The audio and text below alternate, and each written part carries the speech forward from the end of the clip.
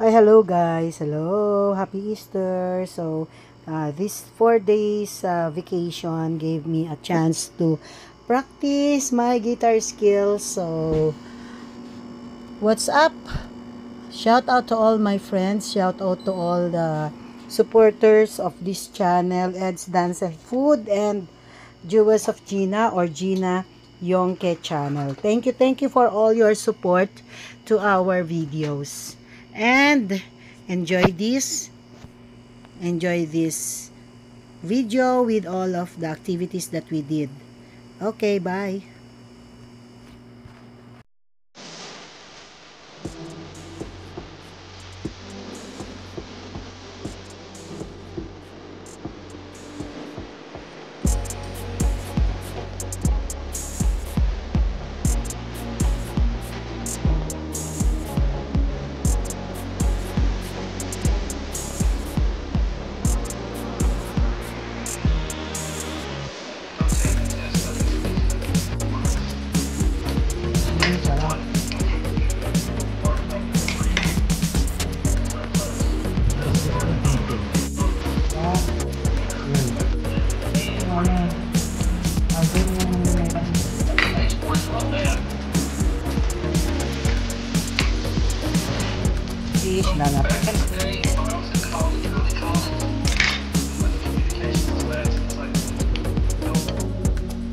So, good evening everyone. Here we are again. Channel Ed's Dance and Food. And we will talk about how to sustain our exercise.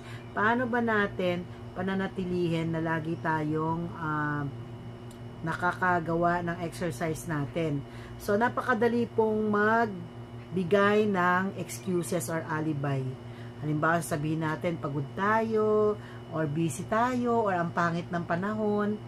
Pero, merong mga iba't iba tayong pwedeng gawin na mga tricks or mga hacks para hindi tayo manatiling nagbibigay ng excuses at mapanatili natin ang pagiging healthy. Gusto natin na lagi tayong malusog, patuloy na nag-exercise at maayos sa ating mga exercises, sa ating mga routine. We need to sustain our routine. We need to continue. We need to sustain. Because, ayan, if we stop, what will happen? We might have sickness, we might have increased weight gain and other things that might hinder our health. So, number 1, dapat motivated tayo by ourselves. Yung sarili natin muna.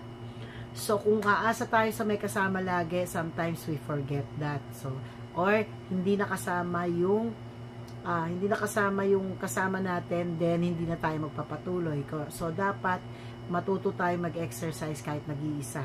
Number 2, take baby steps. Dahan-dahan lang, wag biglain. Katulad din ng crash diet, hindi maganda yun. Okay, tapos, may mga panahon na talagang mahirap, tinetest yung ating discipline, tuloy pa rin, and ilista. Siguro maganda, may listahan tayo na everyday ginagawa natin, ano?